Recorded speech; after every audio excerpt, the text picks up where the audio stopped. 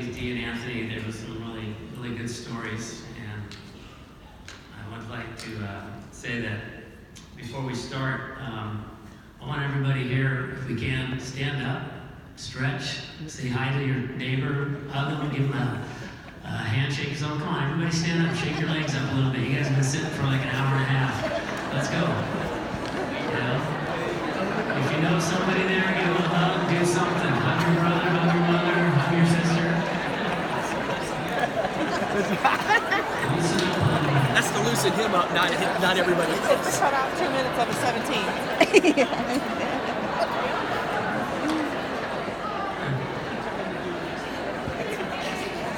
Okay, now get down, sit down, everybody sit down. Okay. You know, usually when I have a speech like this, you know, and a few other things, I'm all over the map, you know. So if it sounds like I'm reading this speech, I am. So if I don't have a lot of eye contact, I apologize. I did get a C in communications. That was the only C I ever got. I told my daughter and my son that I had good grades. But I'm going to do the best I can. A special thanks to all the people involved with the NFCA for putting on this special night. A special thanks to Carol.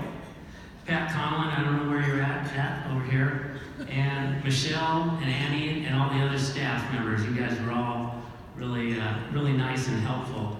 And Michelle, I did put you in the speech wherever you're at, so that's good. Okay, moving on. This whole process has been very exciting, okay? I'm really humbled. I'm kind of in awe, and you know, it's just crazy to think that I'll be here after all these years. The only negative thing coming out of this whole experience was worrying for the entire year about giving a speech to you guys. And you know, it's a lot of pressure, I think, and like I've told my teams, you know, pressure's making the house payment, pressure's doing this, but pressure's not playing the game that you love to play, so just go out and do it, you know, so it is a lot of pressure. I have some shout outs to some people. First of all my Cal JC coaches that are out there, I don't know where you're at, but it's a long trip. I don't know if you guys saw the John Candy movie, Trains, Planes, and Automobiles, but that's what we did this weekend, so if you're out there, rock on to you guys. Wes McCurtis, who's over here at our table. I have a couple tables over here, some people that follow me all the way from California. Wes put together that highlight video, and give him a big hand. That was great. That was actually the first time I've seen it, and kind of pissed at Candrea, but everything else is good. You know, thanks, Wes. You did a great job. Really good job. I have two friends here, Ray Flores and Mike Flynn. They were my buddies at Disneyland. We played softball together. And Ray has had a business for 30 years where he's a team picture guy. And Mike owns a lamppost pizza. As a softball coach, as you all know, you need team pictures. And you need a pizza guy, you know. So to Ray and Mike, thanks for following me out. You know, they weren't very good hitters, but we kept them on the team. Everything was good.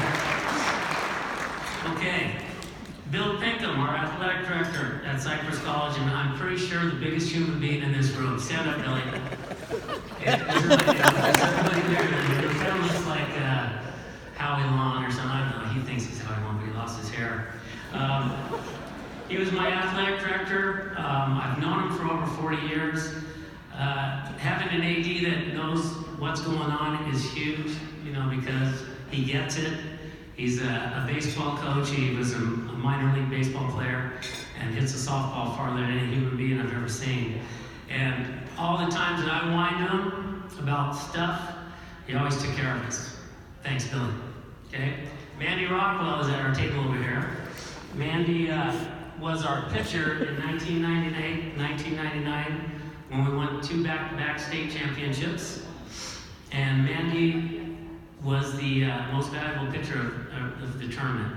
And she went on to Louisville, where she was in the very first class, I think, at Louisville. They recruited her, and she played there, and she is still living in Louisville, and she's got a family there. I appreciate you coming out, Mandy. Thank you. Jackie Boxley. Jackie played on our first state championship team in 1991. Jackie was named MVP of the state tournament as a freshman. She later coached with me, then moved on to be a head coach at Citrus College, where she is now the assistant athletic director. She got out of coaching, and she's the athletic director, and the softball coach came to her and said, you know what, I'm leaving. And so now Jackie is back coaching. It's like, you know, everything's around movies. You know, The Godfather, they pulled me back in. You know, they pulled me, so Jackie's back in. She's back coaching again. I've loved watching your career blossom, and very proud of you. Very proud of you. All right. My friend Mike Smith, who you all know is the head coach at Ole Miss. We've been friends since his days at Biola College and then Cal Baptist. Mike is really one of the best coaches in the country. I've seen him coach so many times. A really good coach. And Mike, hotty toddy, I don't know what it means. I don't care what it means, but hotty toddy too, buddy. Whatever it is, okay? My brother, Scott Pickler, and his wife Sharon, who came down tonight. Scott was inducted into the ABCA, which is the American Baseball Coaches Association, last year. Okay, that's for the colleges too. And I can't believe I'm going to say this, but he's a way better coach than I am. Way better. But we just win more games at Cypress and we win more championships. Sometimes that's how it works. He also got inducted into the Cape Cod Lake Hall of Fame 2 weeks ago. Okay? And Scott has been the baseball coach at Cypress College for 35 years. 35 years. And there'll be more about him a little bit later. Love you, bro. Okay? Really important people to me, Dennis Bloss and Kevin Monahan. Dennis was my assistant at Cypress for 15 years, and I'm sure everybody in this room knows Dennis because he's the hobnob guy. You know, and so stand up, coach. No, coach, I said stand up. Oh, yeah, okay. Sorry, he's good with that. He was like my second wife. He's now the head coach at Laverne. And before that, he was the head coach at Hope International, where he took the team from nowhere to number 8 in the nation last year. He's now the head coach. And like I said, I already said he's the head coach at Laverne, so I'm sure he's going to take that program somewhere. Kevin Monahan, my other assistant coach for the last 5 years at Cypress. This year, he moved to Hope International, where he is the associate head coach with his wife, Holly. Good luck with that, coach. Good luck.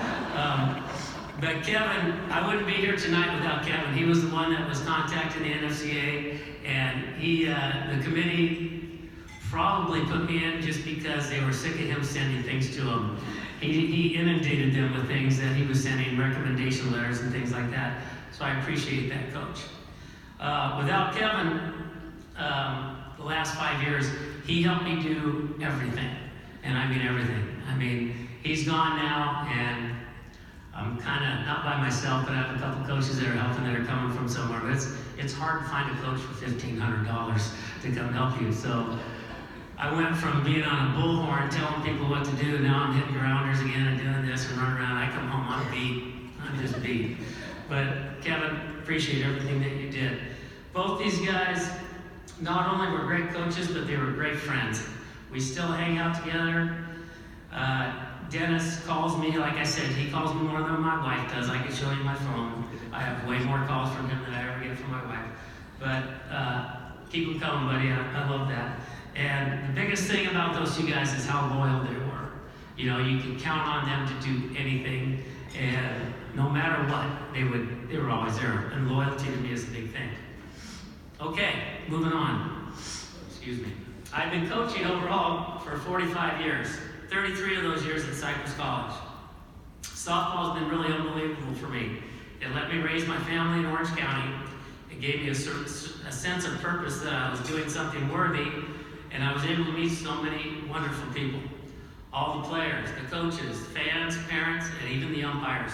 Made a lot of friends. But by far, the number one best thing, remember, the number one best thing, not number two, the number one best thing, was that I happened, because of softball in my life, I met my beautiful wife, Noelle, which is right over here. We'll try to get through this. we've been married for 26 years and have two beautiful kids that are here with me tonight. My daughter Paige, who graduated from Cal State San Marcos with an art degree and is now taking postgraduate classes at Finham for fashion design. Paige is so talented. What she can do with art and fashion is unbelievable. I can't even draw a stick figure, and she can just make a painting and do things. It's pretty crazy. So I tried to get her into ball sports, okay? I'm thinking left-handed. All right, fast, little slapper, whatever. Didn't happen. Not even close. But she became a pretty good ice skater. And 5 a.m. morning practices because it's tough to get ice time. And my wife would take her to practice almost every day. One day, you know what, I'll take her to practice. I took her to 5 a.m. It was cold. It was almost as cold as New York and New Jersey were. But it ruined my day, ruined my week. You know, but it was fun to watch her. But I'm glad I took her that one day to ice skating practice. It was crazy. And as a softball coach, you know, you can get gloves, you can get bats, and you can get all that. You can't get ice skates. You know, and a pair of ice skates is about $1,000 when you get the really good ice skates. So, Paige, you owe me a little bit, but I love you also. Okay? And my son David, who is currently a sophomore at San Diego State, go Aztecs. You know, he played all sports growing up and ended up playing baseball and football at Cypress High School. He is now just concentrated on his academics. And I told him he's like on a 4-year vacation. You know, it's so nice at San Diego State. I went to San Diego State for a semester, and we'll talk about that later, but it didn't work out. And, but it's so much different from, it's like a city in a city out there. It's unbelievable how San Diego State, I'm sure a lot of other campuses are the same way. But I told him, you're on a 4-year vacation, but he's getting straight A's. He's got a 4.0. He can't beat me in ping pong, he probably never will. But just remember, dude, we have to stick together. And we're going to talk later about Your ID. an ID that you think you have that might be a fake ID that I found out about this weekend. We're going to have a long talk. They spill the beans. I'm gonna tell you the story real quick because this is just because whatever. So we're playing a little blackjack out there. My daughter's with me and all that, and with my buddies. And somebody goes, "Where's David?" And I go, "Well, he's playing blackjack with his fake ID." And my daughter goes, "You know about that?" And I just went, "Okay, we'll talk about that later." So you might be in a little trouble, buddy. Okay, my wife Noelle has been an elementary teacher for the past 25 years. She's been Teacher of the Year a few times at her elementary school. And like I tell all my friends, she's saving the world one 4th grader at a time. And she's actually doing that. She goes to work every day, and she was always taking them to practice and doing those things because I was working hard at Cypress College, so someone had to do all those things. And then I would come after school was over.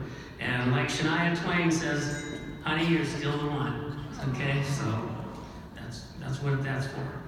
And remember, I told you the first best thing was I met my wife. Okay, now we're getting to the second best thing, and it was close. And that was I got to wear shorts to school almost every single day to work. That was close, but I had to put my wife number 1 today. But wearing shorts to work every day, unbelievable. All right. How did I get into this coaching gig? It probably all started with my mom and dad. I was the youngest of 5 kids, and everything was a competition. Everything evolved around sports. We had no cell phones back there. We had no computers. We just went out and played all day. All Mom used to say was, get home before the street lights come on. Okay? And then at dinner, we always ate together. And we had assigned permanent seats at the table. We weren't forced to sit there, but it was just kind of like, so-and-so sat here, then boom, boom. We all had our spots. And when the food came out, being the youngest was sometimes a little tough. I never knew what a chicken breast was until I was 9 years old. That's when my oldest brother left for college.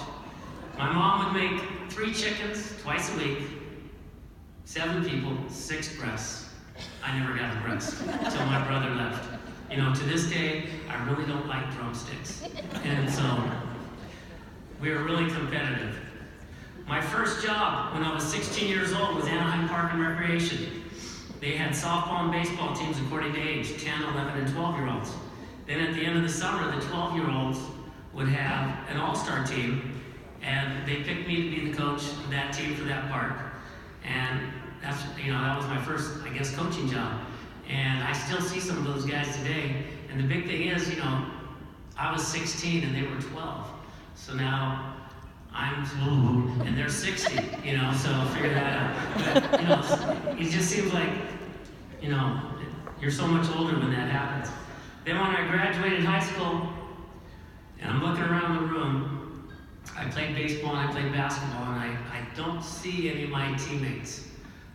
So I was a starting second baseman and a starting point guard. Don't believe that, because I was a sub on both those teams, okay? In fact, in basketball, I was known as a 20-20 guy. 20 points ahead, 20 points behind. Hey, pick, go get in the game. That's when I got to play. So I learned a little bit about coaching just because I sat on the bench for so long in so many sports.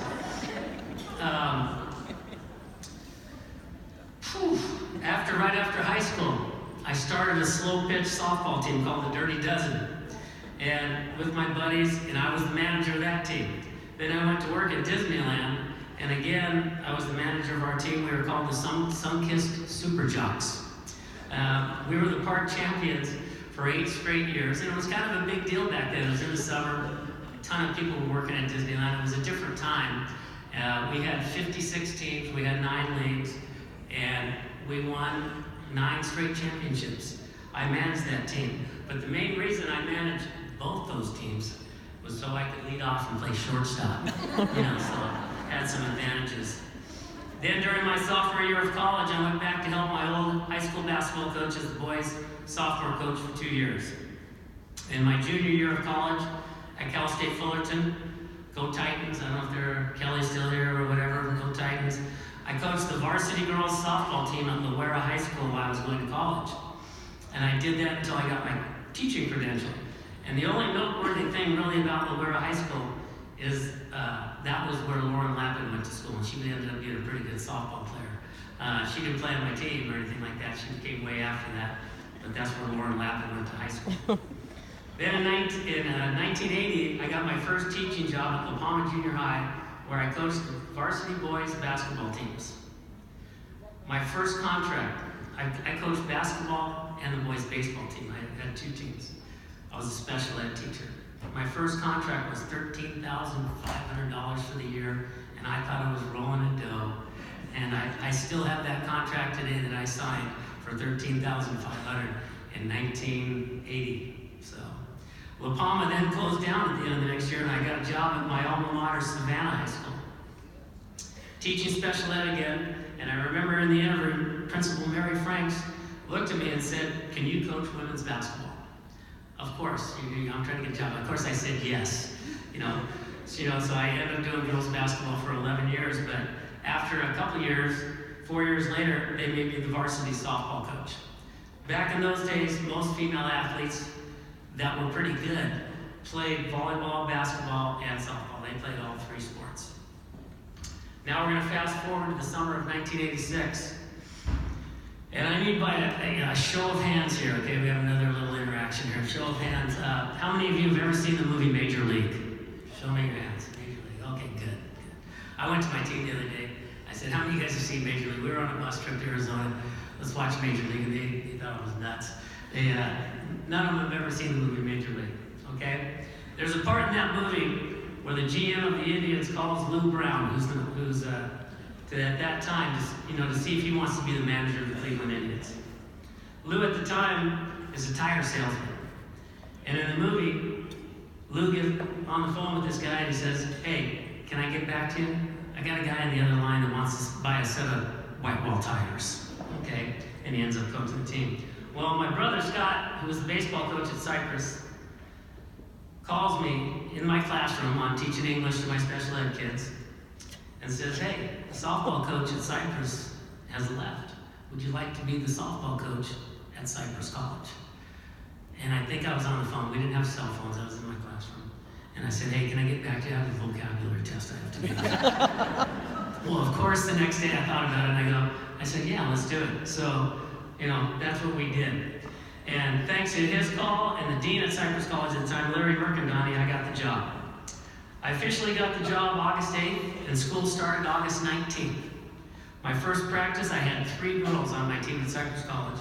I brought some of my high school players to practice just so we could play catch.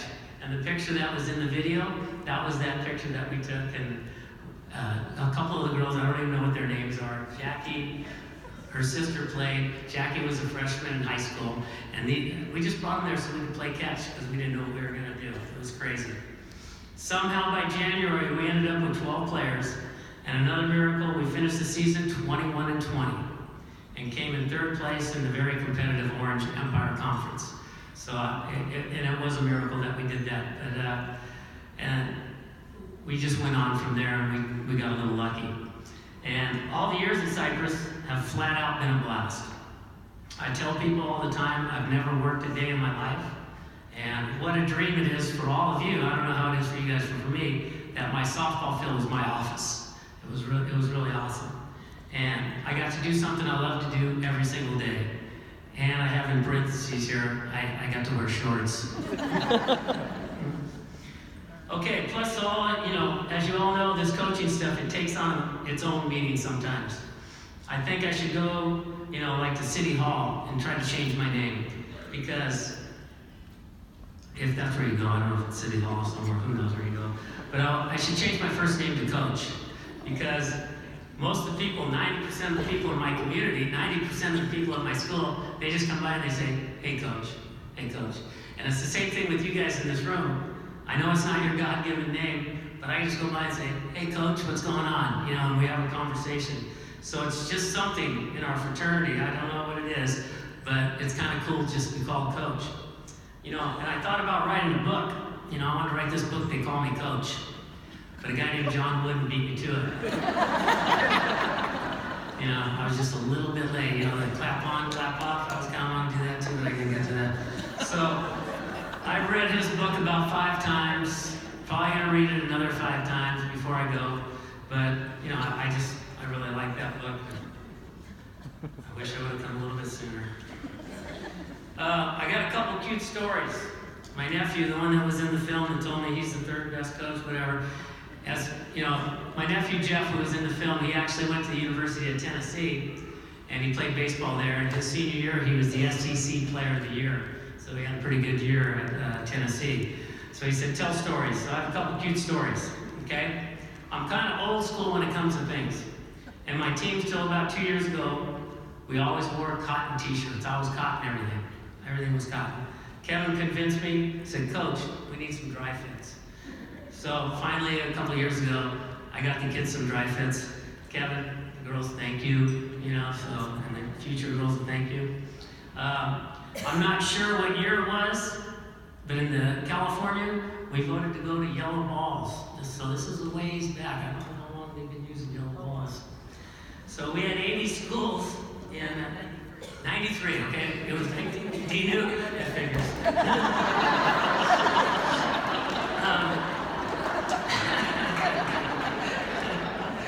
Okay, in 1993, California was going to vote whether we were going to use yellow balls. Well, I'm still kind of old school, so the vote was 79-1.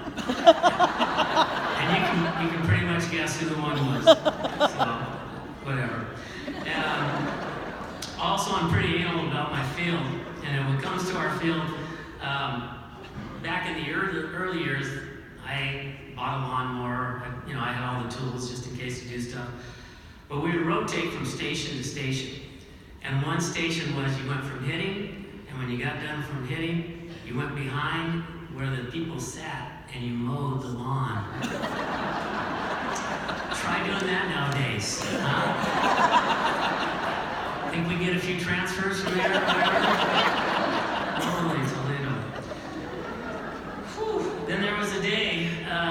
another team that I'm not going to say, Riverside, came to our field, and we were losing 3-0.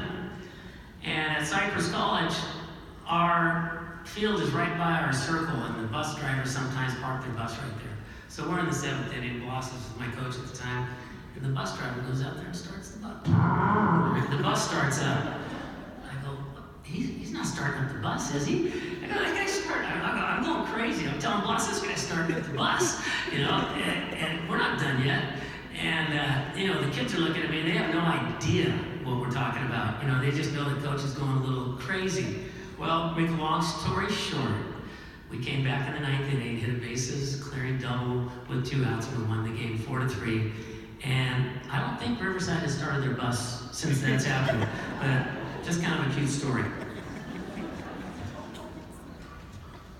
I have a stamp story, okay? It was about, I'm not sure what year it was. D? And our dean at the time wanted to make sure we had permission to run a snack bar with the health department. First thing I could care less about is the snack bar. Second thing I care less about is if people could actually wash their hands there. And third, if the clippers were clean to have the hot dogs. So every week she made me send these things to the health department to make sure it was okay. So this last one was an application. It was about 6 or 7 pages long. And I had to get it to the post office because emails either weren't there then or I didn't know how to do it, one or the other. And it's probably I didn't know how to do it. And I told my pitcher at the time, I said, go to the post office and make sure you put 2 stamps on this. I gave her some money. I said, make sure you put 2 stamps. Is that legal? Give her money? Probably not. All right. I gave her money to go to the post office. And I said, make sure you put 2 stamps on it. The next day, I get this letter back in the mail, and it's got 2 stamps on it. It's got 2 1-cent stamps on it. And it says, you owe 57 cents. And that's when I told Coach Bloss, I said, hey, you need to pay attention to detail. And as Carol as my witness, I still have the envelope. I don't know why I saved it. I'm like, Mr. Pinkham thinks I'm the craziest nut in the world, but I saved this and put it in my briefcase. And it says you owe 57 cents because you have 2 1-cent stamps. Then there's the potato wedge story. I was going to barbecue tri-tip for our team because, we do that every once in a while. And I set up the local grocery store to cook up, 10 pounds of those potato wedges. And I sent my pitcher again, but this time it was a different year. I decided to send my catcher, who was pretty smart. And I said, go over to Albertsons and pick up the 10 pounds of potato wedges. So 15 minutes go by, and my catcher comes back with a sack of 10 pounds of raw potatoes. And I remember just looking at her and going, Stephanie, what do you want me to do with these? And she goes, Coach, they were so much cheaper. I said, thank you. Come on, let's go. We sent the second baseman. She went and got the potatoes. Everything was good. And it's a true story. You can't make stuff like this up. It's a true story. I'm telling you. I've seen softball come such a long way in the last 33 years.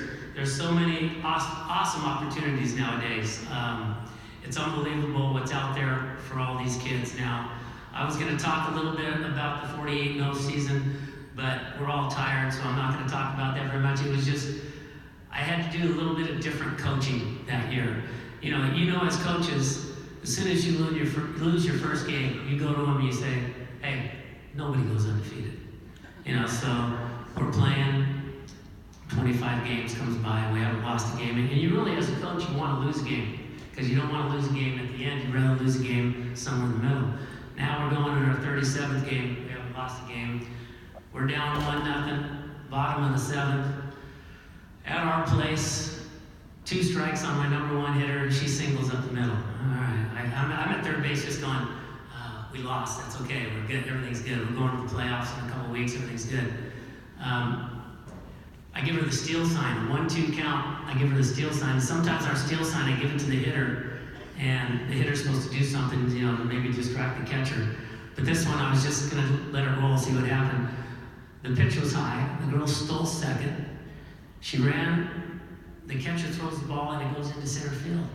I'm yelling, go, go. So she gets up, and all the third baseman has to do is make a decent throw to third, and she's out. Game over. Third baseman short hops the center fielder short hops the third baseman, hits her in the knee, and it trickles away. And I yell, go! And now this girl's picking up the ball, and she's throwing it at my head. I'm on the ground, looking down, and I just see the umpire at the end going, save. You know, and we won that game, and we should have lost, and we won, and then we went on to the state tournament, and in the final game of the year, we won 1-0 against Mount Sac in the bottom of the seventh. So it was kind of a Cinderella season, and the one part about that game, we had runners at first and second, 1 out. And my catcher was up. She had a 2-1 count. She was a little bit bigger girl, and she swung hard, and she hits one of those little, swinging bunts down the first baseline. And the pitcher and the catcher both go to get it, and if it was anybody else on the team, they're not even going to make a play because the person's going to beat it out. But my catcher wasn't really that fast, and they throw her out. It's a bang-bang play. My runner at second base saw this, or she was just going, and she came around me, by me and just went in and scored because the pitcher and the catcher, nobody covered home plate. And you don't really practice that play very much. So she just seized the opportunity. So after the game, we're all going crazy. We figured out we won the state championship. And I told the team, and I told Emma, who was the girl, I said, hey, no matter what anybody tells you, I sent you. I sent you home. But it wasn't true. She just took the moment on herself and did it. Okay, when I was at home, we didn't talk politics, religion very much. So softball-wise, I'm not going to talk about the transfer portal, the blocking the base without the ball rule, how kids have changed over the last 30 years, or how all the players now think they're so entitled. We're going to save that for a different discussion because that would take a long time. I do want to thank again the NFCA, all my players who have played at Cypress, all my assistants. I wouldn't, be here without you. And to all of you in the audience, everyone here should be in the Hall of Fame because you all work extremely hard at what you do. I don't think anybody out here doesn't try to do the best they can. I kind of feel like the Energizer Bunny. I keep going and going and going. I don't know how many years I have left in my battery, but I do know that the years go by really fast. 30 years, before you know it, it's gone. And like I tell everybody in our program, we put out a little program every year. I say, hey, sit back, have a hot dog, have a Coke, and enjoy the journey. And before I say one last thank you, I have a piece of advice for all of you, because I know some of you have probably gone out there and played blackjack. You don't have to split eights against a 10 or a face card, no matter what the book says. You don't have to do that. Okay? To all of you out here, thank you for coming. It's been great. Thank you.